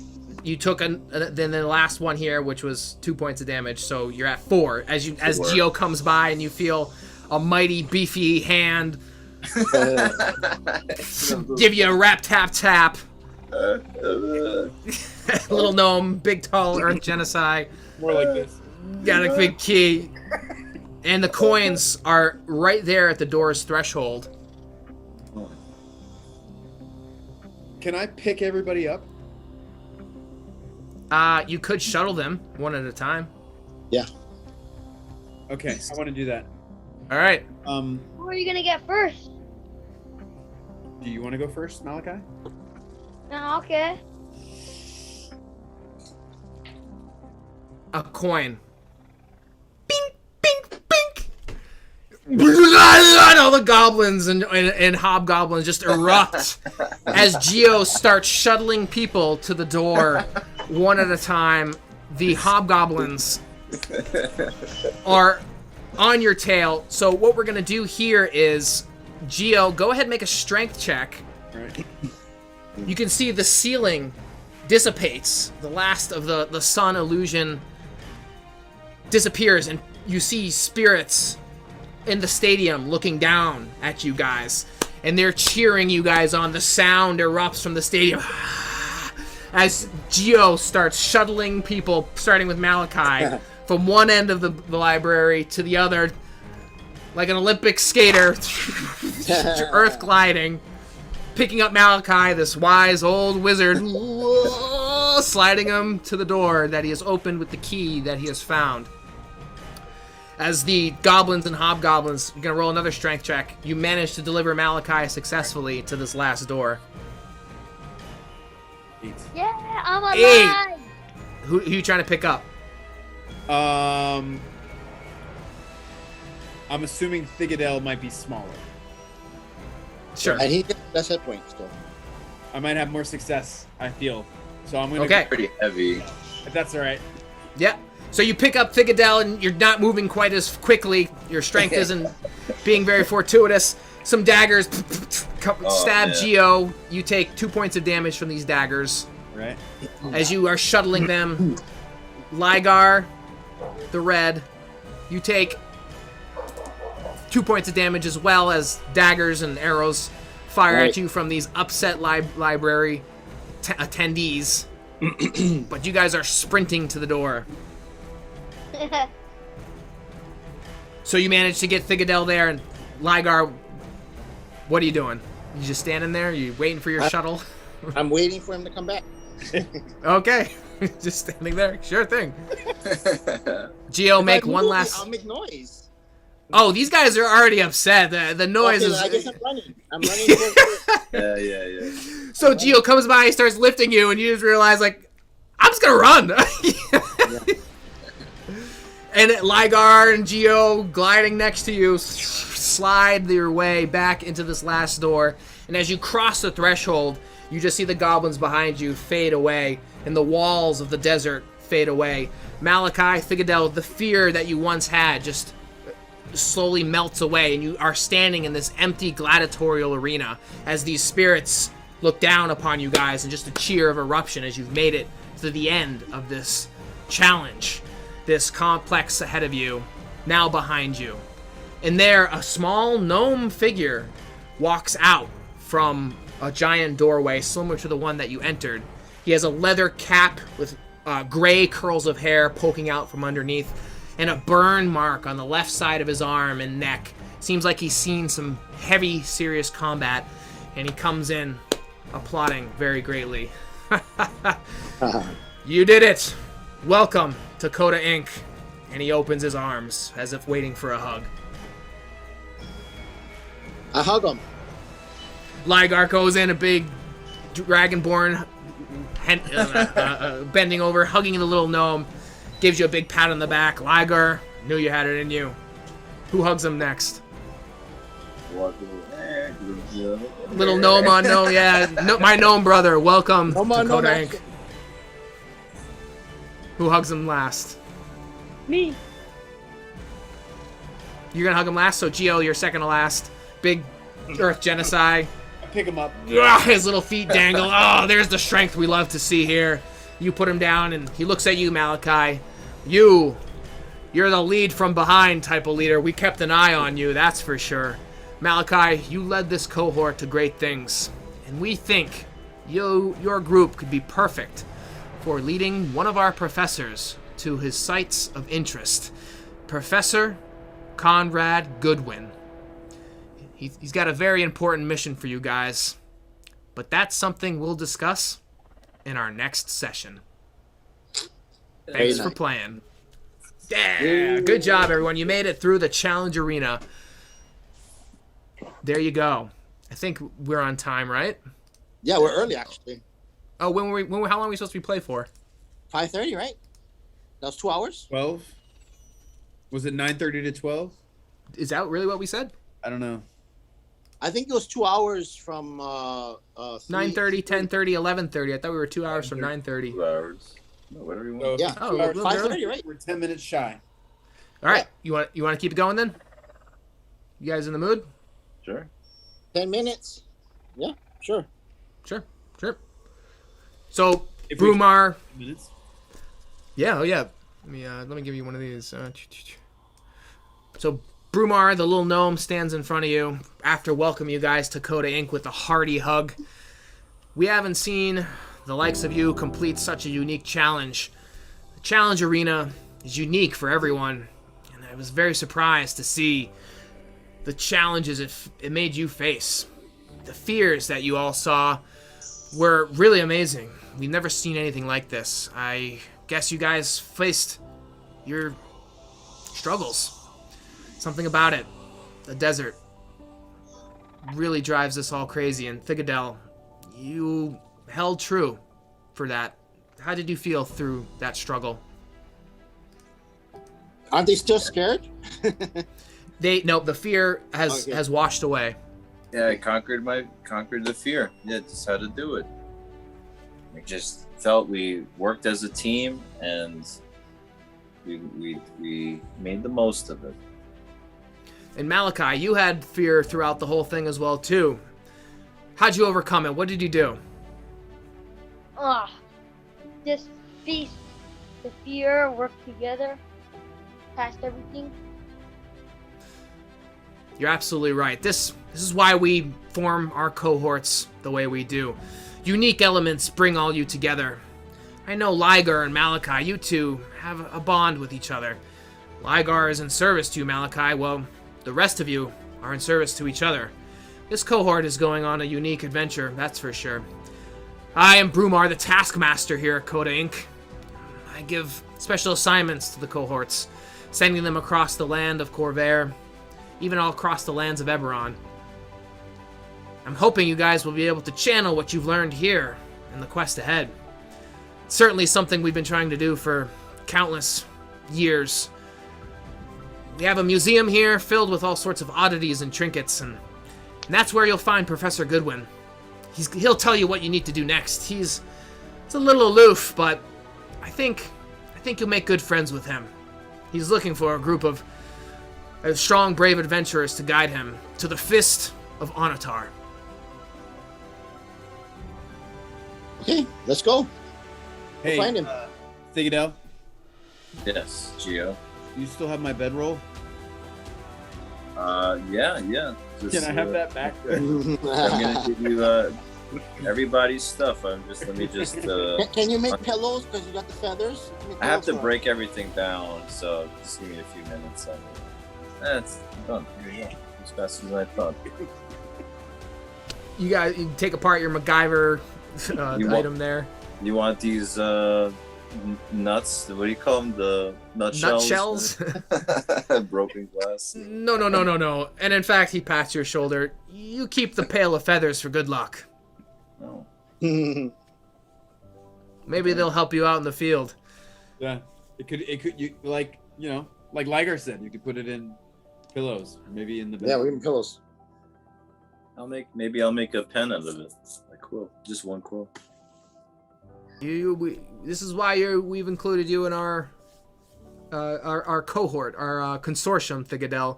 Your mind works in very powerful ways. Your tinkerer nature is something we definitely need. Yeah. Served you well in the dungeon. Yes, it did. Well, But- everybody else has their positive traits as well. It's not just me. You got Geo with the strength who brought us to the exit and threw that bone, and Malachi with his magic. Mm-hmm. Killed. Well, everybody went to sleep. Night. Yeah. Yep. A wonderful mix. You've met Tilly. She's our lore master, our legend keeper. She manages the registry of deeds, the salon. And I hope you guys will report back with a very powerful story of your tale. For now, we've had our spectators, and you might have seen them, the spiritual forces of our Coda brothers and sisters here, looking down upon the next cohort coming in. And we can tell you that alone is worth countless novels, endless scrolls, because that's the one thing we're looking for here in Coda Inc. Items, trinkets, artifacts, they all play an important role, but the stories that we collect are the most important ones. And I'm sure Conrad has the most important quest ahead of you. So go, enjoy the grounds, enjoy Coda Inc. There's a cafeteria if you're hungry, there's respite if you need some sleep, but the museum is filled with all different oddities, and that's where you'll find Conrad Goodwin. So go forward. And Brumar wishes you adieu. Well, we should sleep so we can get our hit points back. Mine are They'll be back. Or did you do something to make him come back? Do what? I changed my page, but I came back to my page and all my hit points came back, so I was kind of confused by that. Oh, no, I didn't do anything. All right, I'll go back. I was down 10, so I agree. I think we should rest. Mm-hmm. Sure. I think we should eat. Mm-hmm. So you Are you guys really hungry right now? yeah, there'll be time to rest before you take off for your quest. You can enjoy the grounds in just a broad stroke. It's a wonderful campus of Coda Inc., separate from a university, but still very similar in construction, with the different halls and the different locations that you can walk from the quiet garden grounds to laboratories to the museum where Brumar has sent you next. The cafeteria alone is expansive, and they're constantly making tons of food of exquisite quality here for their members. And you see adventurers coming and going. Well, I think, that room has lots of trinkets and stuff. Isn't there stuff in there that we can look at and maybe take on an adventure? Is that possible? Ah, Ligar, you're absolutely right. You are a part of an organization that we've been trying to form, the Lore Seekers. You see, these Lore Seekers have a certain goal in mind, to acquire, like I said, these elements of stories. And so I would love to equip you with these magic items that would do you fit. And he brings out, sort of a tray of an example of items. So there's 4 items to pick from. There's one that captures 1 minute of audio, one that captures 3 images, one that analyzes 3 qualities, and one that can contain 1 small creature. Boomar holds up these items to you. They come in many different forms. We've had some people use a strange tiny bell to be their audio device. Instead of making a noise, when you ring it, it captures the 1 minute of audio, and will play it back for us. Another person used sort of a stamp and wax, and when it stamps down, it captured an image of what they were looking at. Or a coin pouch to perhaps contain 1 small creature. We give these to our newly formed lore masters, and perhaps you would like a specific item to be in a certain form. But choose your item, because you guys are a second cohort of lore seekers, and I implore you to use these things to capture an image, or a sound, or a quality, perhaps sketching a unique illustration, or finding out a specific quality, or something. Or if you can actually capture a small creature, even the more the better for our laboratories to further conduct research on. So which one item would you like for yourself, and in what form will that take?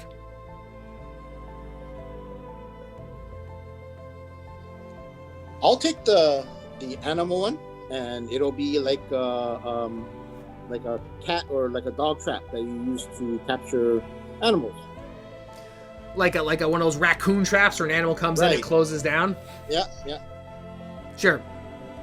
I'll take that. So you have it's like a lantern-ish sort of thing, long trap that can trap a creature. Right. That's what I'm taking. Certainly, Ligar the Red. 3 things to take. Thigadel, may I have a feather, please? Sure. Thank you. I think I would like to have this feather capture and produce an image. So it automatically, or maybe by my hand, it will draw the image on some parchment. Geo, that is magnificent. This quill, this pen, will replicate exactly what you're looking at in pristine quality. Would you like that in black and white? Or color? Ooh. Let's go with, I don't know. Black and white is timeless, isn't it? But color's pretty new. Let's go with color. Certainly, the ink of the quill will dispense the color as you see it onto a surface of parchment or anything you'd like. What's left? The stamp and the. These are just suggestions. It can come in any form. Clockwork caterpillar, perhaps, or a pocket watch with a non-stop spinning hands. A jar with an eyeball. A glove of writhing vines. Of course, the only 2 items left are an object that will analyze 3 qualities, or capture 1 minute of audio. Quality? Like, what do you mean? Like, let's say you felled a beast and you would love to learn its if its blood type could be a part of a magic spell, or maybe it can, like a Medusa, can turn creatures to stone. You can learn about that unique ability if you analyze the creature. Okay. Say again, Malachi. What would you like? I would take the one you just talked about, because Sound? a wizard uses spells, so. Okay. So the analyzer, you can analyze 3 qualities. What form would you like that to come in? A clockwork caterpillar that crawls upon something and analyzes it? Or perhaps a jar with an eyeball that looks at and scans Magnifying glass. Use a magnifying glass. a magnifying glass. Okay, I'll use a magnifying glass. A magnifying glass? Yeah. Enjoy your magnifying glass, Malachi. May you analyze 3 qualities. All of these abilities can be used once per week. So, Thigadel, the last item is an audio capturing device. That's right. That's what I'll have to do. I'll take that. In what form would you like that in? You have a bell. What other options do you have? A ghetto blaster. It can be whatever you want. Home entertainment system. Yeah, I like the bell idea. It's compact and small. I can put it on my. Yeah. So, if perhaps you are amongst elite nobles from a exotic foreign land, feel free to capture the king's speech by ringing the bell. It won't make any noise, but it'll record the audio up to 1 minute. Or perhaps you need to record a password to a secret vault. Swing the bell and you'll be able to record. By collecting these things from around the world, we will increase our libraries and our stores, our registry of deeds, if you will. And every little piece of detail and items and stories we collect just makes Coda Inc. a far more richer consortium. So this cohort, with your items in hand, I think you'll be able to assist Conrad Goodwin most exquisitely. Let's talk to Conrad before we retire. That way we can move on with our adventure when we come back the next time. So you guys head to the museum? Sure, let's do it. Yeah, let's do it. And as the 4 of you gather your things, you look over your newfound items, you feel a sense of companionship. And as on your way out, Brumar says one last thing. It's bad luck to have an unnamed cohort, so think of a name for the 4 of you, and travel with that name in mind. Enjoy the museum. As you walk across the grounds of Coda Inc., you just feel a sense of brotherhood amongst your newfound cohort. You make your way to the museum, and there's just all these interesting, beautiful items just under display. And there at the far end of the museum, you see this statue, this stone statue, and it stands there, arms crossed, thinking deeply. It's made out of marble. And at the base of this statue is an old man who has sort of a blue hat that's framed around this leather cap. It's a little bit rivets all around. His thin, wispy white beard, and he's just staring at it. He has this box. It's just strange carvings on it, all sorts of different measuring devices and deciphering things, and it has like a little speaker box on it, and he's holding it as he's just staring at this statue. You guys approach him. He's just looking up at the statue that stands there.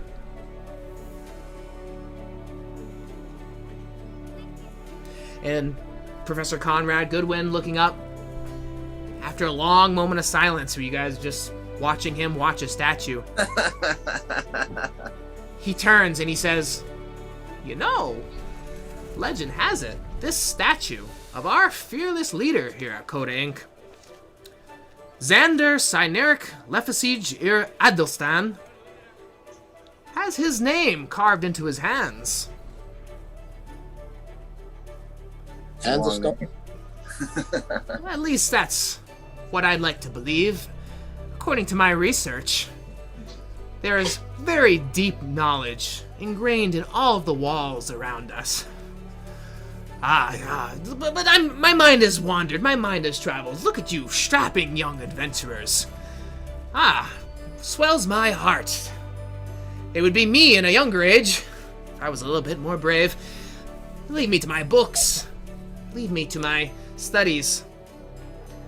You must be the group that Brumar and Tilly have put together for me. Is that correct?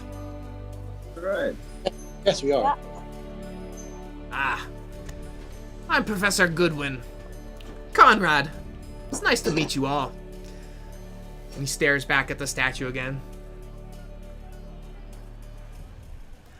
Hello, sir. Yes. Can I ask you a question? I love a good question. Yes, of course.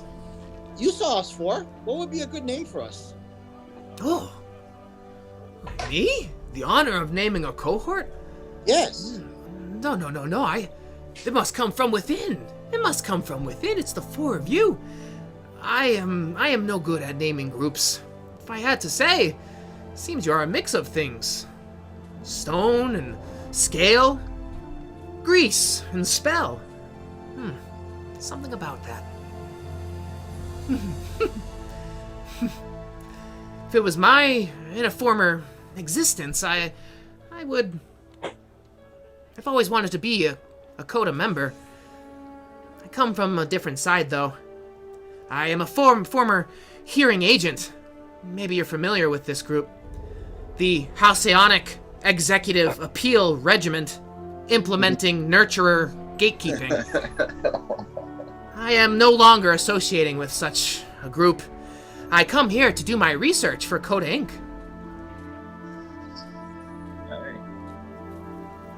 Research that I'm hoping this cohort will help me with. What are you researching?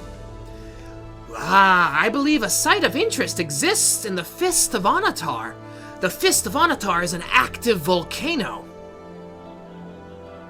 I hope you're brave enough to face the fiery maw of the Fist of Onatar. Well, I thought of a name. I believe this box that I've created, still, again, I'm bad with names, will be able to analyze the properties within the Fist of Onatar. I believe it's a very important site. I was thinking the four fifths of Coda as her name. Four fists? That's very aggressive of you, but I'm just a simple professor. But hard of hearing heard 4/5. 4/5? 4/5 of Coda? That works because he's a fifth and he's not a Coda, so that works for me. You are an admirable group, that's for sure. I hope you have a brave enough constitution to weather the travel. It's quite some distance away. I've got a +3. That is a very stalwart individual. Are we going to follow a map, or is there are we following you? Is there a trail? Is there like going north? Yes. Well, the Fist of Onatar is an active volcano that we know about. It's within the Iron Group Mountains, far, far to the east. Probably take us at least 2 months by foot. But don't worry, we're traveling in style thanks to Coda Inc. I hope you guys aren't afraid of heights. Only No. falling. I wouldn't know. I'm short. I've never been that high up. That's true, C.O.D.A. That is a very astute observation. But don't worry. I should have wings, so it shouldn't be a problem. But have no fear, for Coda Inc. is going to cover the tab for this one. I would not pay out of pocket myself, so don't worry. We are in good financial hands, thanks to the consortium. Okay. Great. Any other questions before we go? I have much to tell you on the plane ride, on the airship ride to the Fist of Onatar. Like I said, I hope you aren't afraid of heights. So you have this box. What's this box? This box is a measuring box. It measures all sorts of things, length and vapor in the air, as well as helps me decipher some of the most intricate puzzles. And I'll tell you about those puzzles when we're in the air. There. That's puzzling. But yes, she waits for us at the nearest airship dock here in Fairhaven. What is thy name? What's the name of the ship? The ship, the Sky Retreat. The Sky Retreat? Yes. Nope, Or when you're as looking number for a one. retreat in the sky, ride the Sky Retreat. It's not my ship. It's commissioned by Coda Inc. And luckily, they've given us the good stuff to help our travels across the lands.